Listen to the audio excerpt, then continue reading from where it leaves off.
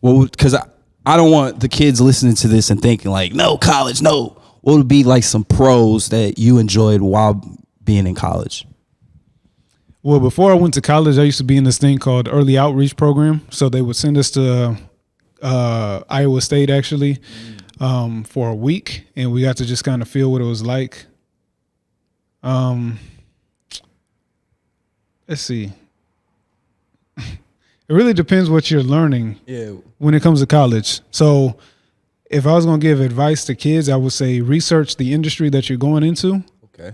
Also, think about the feasibility and what you really want to do. So me, I wanted to do a lot of different. I like to get money now, so I would be working.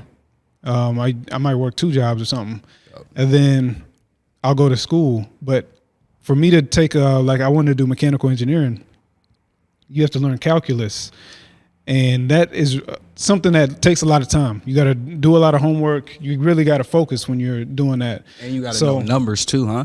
Yeah. So it's like you have to have that time cut out for that.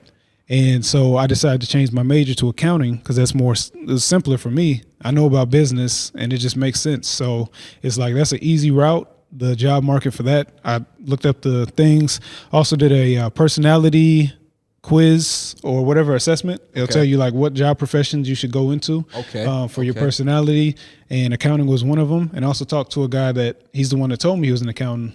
This is when I was doing security, driving the shuttle or whatever for a hotel. And he hopped in the shuttle. I was taking him to the airport and he was telling me what he was in town for. He's like, yeah, I'm an accountant, da-da-da-da. And I thought, that sounds kind of cool. So then all that stuff kind of just lined up, that plus my personality tests, plus the ease of learning it, et cetera, and I was like, yeah, I'll just do that. So you want to research what you're doing, see if it's right for you, and then also keep in mind your lifestyle. So like I said, mechanical engineering was a no for me because my lifestyle was too busy to actually cut out that time. Benefits also women, the ladies. Yes. So when you're on campus, like even EOP, I met a lot of beautiful women during my camp. Yes, sir. EOP. I also did another one. It was in Illinois, Champaign, Illinois. It was like a summer camp thing for I think it was a month. But yeah, like even trying out those little summer camps, or you just do when you go to school, you get to see what's up with the woman and stuff. You might find your wife in there. Oh God. Or you might get your heart broken, and like we said, that might lead on to something better. So, or just give you knowledge. So a lot of little things like that are just coming of age. A lot of it's socialization, though.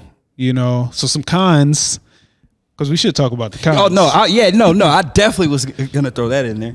Could I get some of that? Okay, so some of the cons. I'm not really with the group think. So this is for all the kids out there that might feel like they may not fit in college, or maybe they're more artsy and they're going to college more so to get a job, as a backup or something like that. And all right, it's cool. Thanks. You don't have to click up with everybody. Okay. Because a lot of this stuff is socialization or whatever you want to call it, like even the school system. So if I'm just going to get on some knowledge conscious stuff real quick, so you're going to school from when you're young till 12th grade, right? So maybe 10, maybe 9, 8 years old until you're 18, What? Like from middle school? For you to go to school. Okay. Like from first grade, or I guess kindergarten so on. What was that? Like 6? 6, yeah. 6 to when you're 18. So you have teachers that have a certain curriculum. You have a certain structure in your classroom. The way things are timed throughout the day. You have all this structure, So if you're not the type of person that can that really.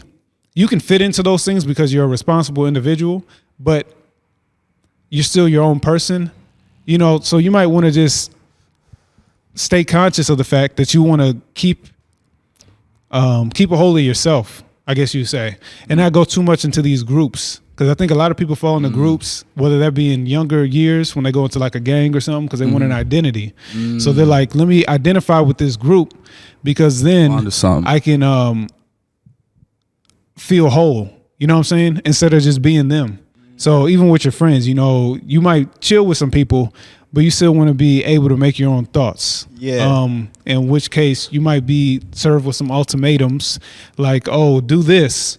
Because this happened. Let me see here. Let me just say similar situations have happened, and I'm 31 years old, right? Where somebody might say, do X, Y, Z, or you'll be considered ABC. And ABC might not be a good thing. You know what I mean? Whatever that word may be. And so you might be pushed towards doing X, Y, Z so that you're not considered ABC.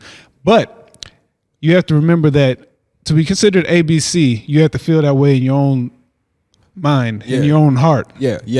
So if you know that's not you, then all that comes down to is what this person's going to think of me or what these 10 people are going to think of me. And really, does that matter?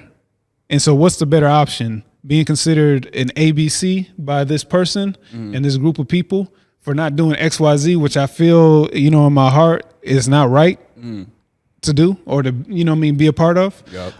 So I don't know. You might be served with that type of decision, but I would say it's always, well, in my opinion, it's been better to be considered an ABC. You know what I'm saying? If you get what I'm saying. Even the girls might be. I just saw a video of some girls at a dude's car. It was two guys in a car, and it was a lot of girls there, and they were like, "Oh, you're not gonna do this, you're not gonna do that, da da da da." Yeah. And then, so a guy runs up onto the car on the passenger side. The door's open. He runs up and he has a shirt off, and he's like, "Yeah, come on," because these girls are hyping it up. Yeah. The guy in the passenger seat, he has a weapon. And you just hear gunshots ring out. You know what I mean? So it's because these people are calling this guy in ABC. Yeah. You know what I'm saying? Yeah. And then they're also hyping this other guy up. So it's like, well, you either gotta, you know, do this, X, Y, Z, or you're also going to be considered an ABC. Okay. And then he runs in, and he ends up getting maybe killed. I don't know what the end of that was, and I don't know how many people got hit. I don't know how many people got hurt, but you know, after that happens, let's say we're able to ask that guy that got hit, and those people, would you have, if you could go back and do it over, would you have rather just been considered you know what I mean, ABC, instead of ending up where you at? And the now. answer would probably be I would have just been an ABC. So I'm just giving you the heads up. It's just a tip, you know what I mean? I'm just saying, you might as well cut it out, think of the worst case scenario, and be considered that. And then you move on with your life because there's so much more that you can do. So, no, that's a fact. Anytime I've gotten that ultimatum, it's almost been better be considered a P word, a B word, whatever.